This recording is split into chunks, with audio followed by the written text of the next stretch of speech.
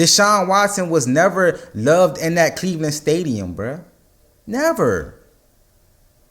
Look how he got the contract. Look at everything that happened, bro. He wasn't gonna be beloved in Cleveland from everything that happened to that man.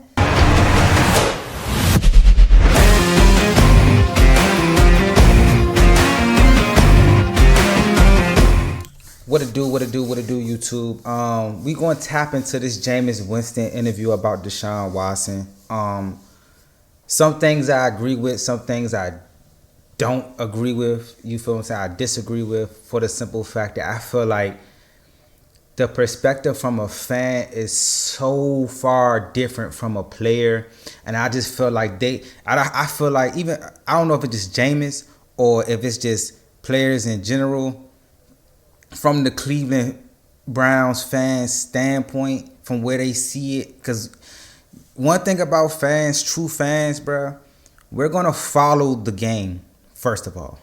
We're going to follow our team, second of all. That means from through the season, off-season acquisitions, what's going on with our team, this, that, and the third. But if you just a general, like, you got your own team, you follow your team, but if you're a fan of the game, you just follow everything that goes around it.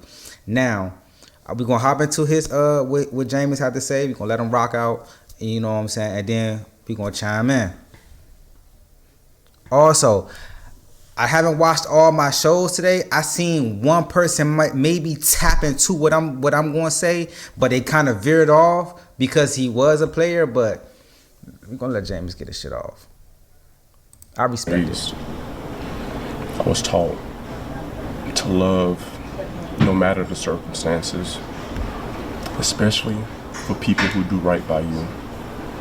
I'm grateful that I had a chance to serve Deshaun, but I am very upset with the reaction to a man that has had the world against him for the past 4 years. And he put his body and life on the line for this city every single day, regardless of your perception, regardless of what you thought should happen with him. He committed every single day that I've been here to be the best that he can be for this team. And I know I come from the deep south, Birmingham, Alabama, Bessemer, Alabama. So I know the standard that hungry fans want. But the way I was raised, I will never pull on a man when he's down. But I will be the person to lift him up. And that, all of us have unique experiences. All of us have circumstances, conditions, and facts that we face every single day. And I pride myself in being a man of increase and being a man that wants the best out of everybody. I tell myself every morning, what I want for myself, I want for everyone. And I do not want the treatment that Deshaun Watson has received from these passionate fans. I know you love this game.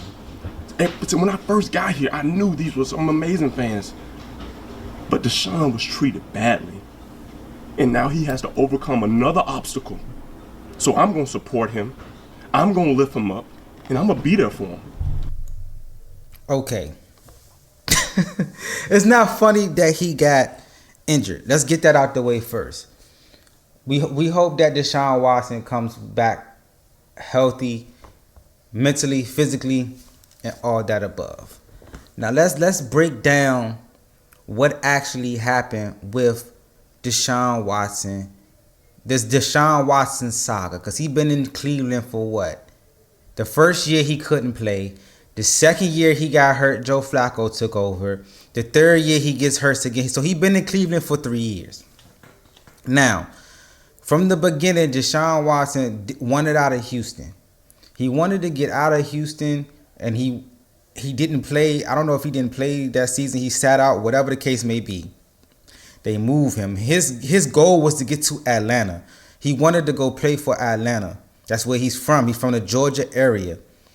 So, but Atlanta was kind of fishy at the time. They was fishy with Lamar Jackson too. Like, they was shaky. They wasn't really trying to spend that bread. It's crazy that they spent the bread on Kirk Cousins, but it is what it is.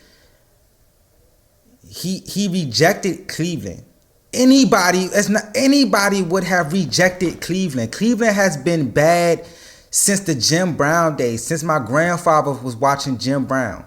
That's all my grandfather taught. He don't talk about. I mean, he loved the Cleveland Browns. He grew up in Cleveland, but when I was younger, coming up, bro, I used to go to my grandfather's house every summer, bro. All I heard him talk about was Jim Brown. Nobody else, bro. Not Bernie Kosar, not the running backs they had. Nothing else, bro. About football, only thing he talked about was Jim Brown. That's in the 50s. So nobody wanted to go to. You can't blame him for not wanting to go to the Cleveland Browns. He goes to the Cleveland Browns because they offer him a fully guaranteed contract, $200 million plus. Right? It wasn't the first fully guaranteed contract. That was Kirk Cousins going to Minnesota. It was $80 million. Now he was the first triple digit, first $200 million fully guaranteed contract, which the owners was mad about, because now you got other players coming behind him wanting that type of money that did play better than Deshaun Watson, for sure. That got MVPs, yada yada yada. That was the whole thing about Lamar Jackson. Now, since let's go to his first year, he couldn't play because of all the illegal accusations against him. That has nothing to do with football. That's your own choice. You did that shit as a man outside of football. So the world is not against you. You decided to do what the fuck you did. Even if you did do it or you didn't do it. You had 22 females say whatever about you. Do females be lying? Yes. Do niggas be lying? Yes. So whatever is to believe is to be believed. Some of that shit was settled out in court. With settlement, some of it, that shit be popping back up. You know what I'm saying? Like, females be coming out of the woodwork saying he did this to me. I don't know if it's for a money grab or what. Fans is looking at that. You got female fans, you got male fans. So you don't know how they proceed into that. You know what I'm saying? When Ray Lewis went through his shit, he talks about going to different stadiums and motherfuckers saying shit about that. So Deshaun's gonna get that for the rest of his career, period.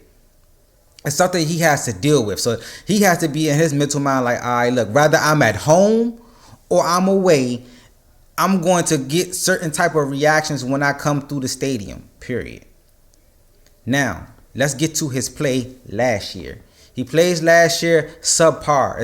It wasn't the Deshaun Watson that we known and seen in Houston when he led the league in passing yards. With Will Fuller and all them over there in the crew. So we like, all right, he rusty, his first, year back, cool, whatever. That's fine.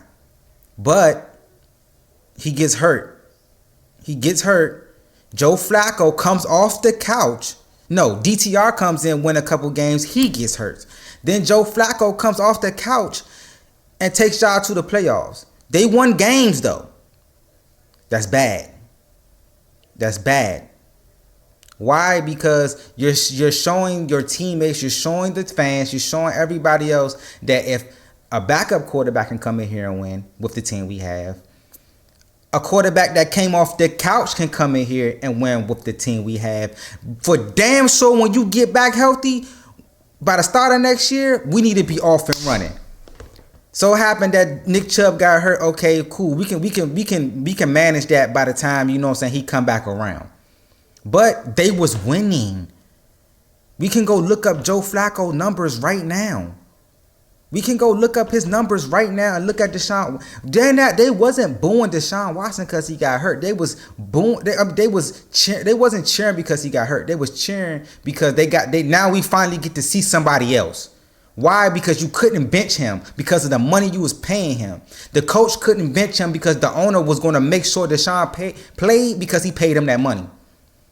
So you was in a lose-lose regardless. Sometimes I think players, they just see the injury and they hear the fans, but they don't actually understand the whole context around why we're doing this. Fans are not stupid, bro.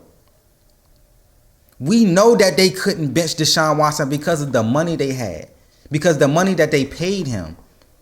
So it's like, damn, we stuck with this nigga, bruh. We ain't gonna never get, like, we have a good defense. We bring everybody back and we fall from that to this. Coach Stefanski won the fucking head coach of the year award last year just by playing 3 different quarterbacks. So you mean to tell me if we come back with the quarterback that we supposedly paid $200 million for, that we not going back to the fucking playoffs with the same team we had, minus Nick Chubb? And then you come into the season playing horribly? You play so bad that you got rid of your number 1 wide receiver, bruh. Look at this shit from all the way around. They wasn't cheering because he got hurt. They was cheering because they got a chance to see a different quarterback at the helm. Maybe we can win some games. That's what they cheering for, bruh. There was no other way that they could have got Deshaun Watson off the field besides injury, because they wasn't going to bench him, bruh. At fucking 1-4, he shouldn't even been playing that game. He should have been benched. Look at how he's been playing, bruh. He should have been benched.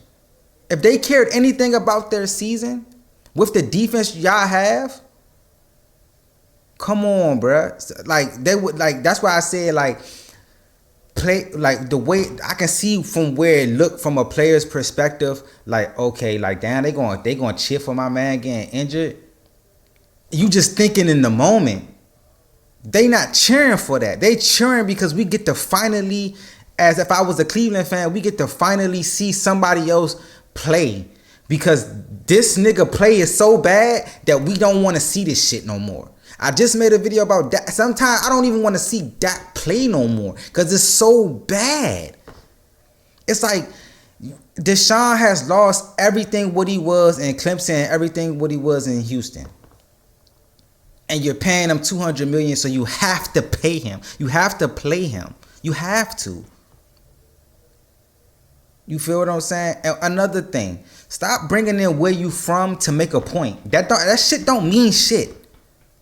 Stop bringing up where you're from to make a point. It don't mean nothing. If you look at the facts, if you break down the timestamps, everything will tell you why people are doing what they're doing towards Deshaun Watson, bruh.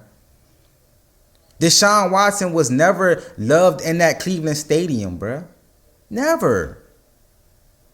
Look how he got the contract. Look at everything that happened, bro. He wasn't gonna be beloved in Cleveland from everything that happened to that man.